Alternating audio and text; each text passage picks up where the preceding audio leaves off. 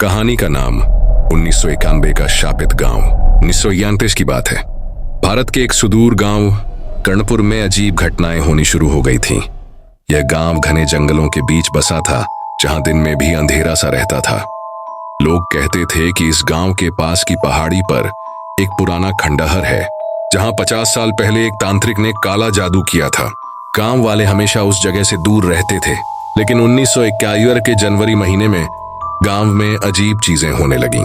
रात को लोगों को बच्चों की रोने की आवाजें सुनाई देती, जबकि गांव के सारे बच्चे अपने घरों में सोते हुए पाए जाते। कुछ लोगों ने दावा किया कि उन्होंने रात को सफेद साड़ी में एक औरत को खंडहर की ओर जाते देखा है। गांव का एक युवा लड़का अर्जुन, जो इन बातों पर यकीन नहीं करता था, उसने अपने दोस्तों के साथ उस खंडहर में जाने का फैसला किया। खंडहर में रहस्य। अर्जुन और उसके 3 दोस्त दीपक, मोहन और सुरेश एक चांदनी रात में टॉर्च और लाठी लेकर खंडहर पहुंचे। वहां पहुंचते ही उन्हें अजीब सी ठंडी हवा महसूस हुई। खंडहर में घुसते ही उन्होंने दीवारों पर अजीब चित्र और संस्कृत में कुछ मंत्र लिखे देखे। उन मंत्रों को पढ़ते ही दीपक को अचानक ऐसा लगा जैसे किसी ने उसकी गर्दन पकड़ ली हो। सभी घबरा गए। तभी एक पुरानी पायल की खनक सुनाई दी और खंडहर में एक परछाई दिखाई दी।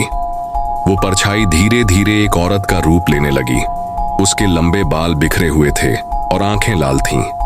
उसने चिल्लाते हुए कहा, क्यों आए हो मेरी दुनिया में? एक पुराना रहस्य। अर्जुन ने हिम्मत करके उससे पूछा, तुम कौन हो? वो औरत बोली, मैं इस खंडहर की रक्षक हूं।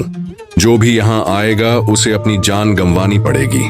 उसने बताया कि सालों पहले तांत्रिक ने उसके परिवार को मारकर यहां अपनी साधना शुरू की थी। वो उसकी आत्मा को भी कैद करना चाहता था, लेकिन तांत्रिक के मरने के बाद उसकी आत्मा इसी खंडहर में भटक रही है। अर्जुन ने उससे प्रार्थना की कि वो उन्हें छोड़ दे। औरत ने कहा कि अगर वे उसकी आत्मा को शांति देना चाहते हैं तो उन्हें उसी मंत्र का प्रयोग करना होगा जिससे वो तांत्रिक उसे बांध कर गया था। लेकिन अगर वो असफल हुए तो उनकी आत्माएं भी यहीं फंस जाएंगी। अंतिम रात अर्जुन और उसके दोस्तों ने गांव के पुजारी से मदद मांगी। पुजारी ने उन्हें एक यज्ञ करने और तांत्रिक के लिखे मंत्र को जलाने को कहा। अगली रात वे सब खंडहर में यज्ञ करने पहुंचे। जैसे ही उन्होंने मंत्र जलाया, खंडहर हिलने लगा। औरत जोर जोर से चिल्लाने लगी। अचानक एक तेज रोशनी हुई और खंडहर से आग की लपटें निकलने लगीं। सबने भागकर अपनी जान बचाई। अगले दिन गांव में सब कुछ शांत था। खंडहर पूरी तरह से राख में बदल चुका था। औरत की आत्मा को शांति मिल गई थी।